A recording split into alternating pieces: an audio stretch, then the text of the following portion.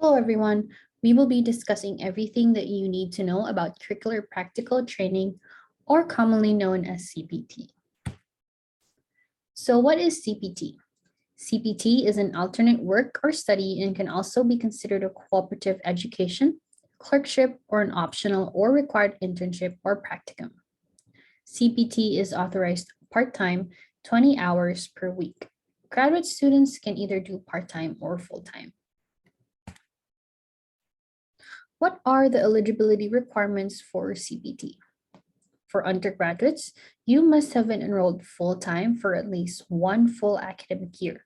This includes fall and spring semesters. Graduate students are allowed to what we call now as Day 1 CPT. You can start your CPT the moment your classes start with Lewis.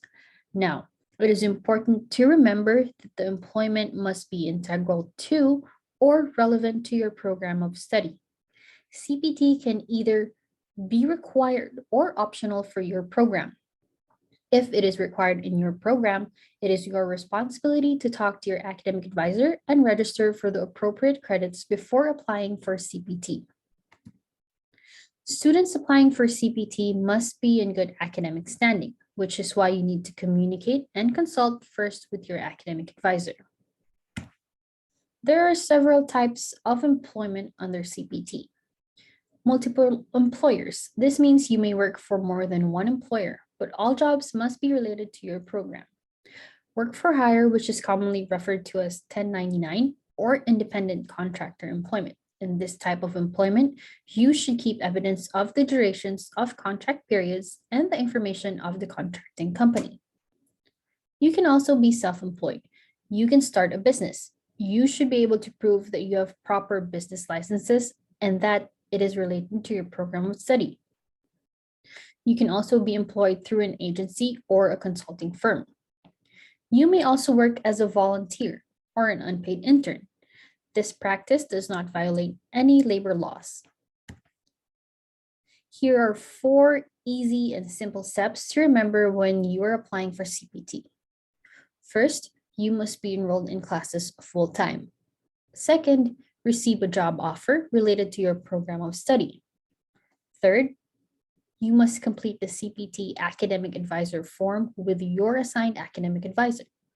And lastly, once you have done that, send the completed advisor form and offer letter to our office for final review and approval.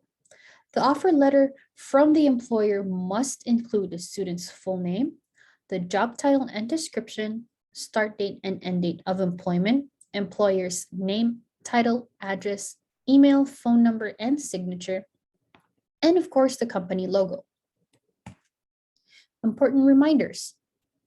If there are any changes in your current and approved CPT, it is your responsibility to inform our office immediately.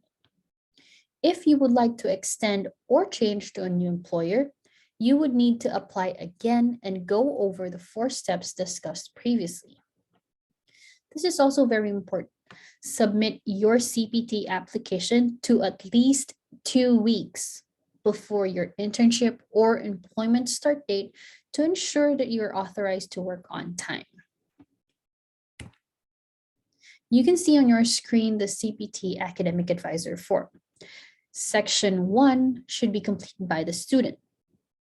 It includes the biographical information and the employer information. You should also fill out how it is related to your program of study. If you have done previously a CPT or an OPT, you should fill out all the required details in this box. And also, do not forget to sign the form. Section 2 should be completed by your academic advisor. Once it is completed and signed, you must send this form along with your offer letter to our office for final review and approval. And that is it. Details about CPT and working in the United States as an F1 student can be found on our International Students and Global Scholar Services website. Link is also posted here on the screen. Thank you so much. And if you have any more questions, always feel free to reach or contact anyone from our office.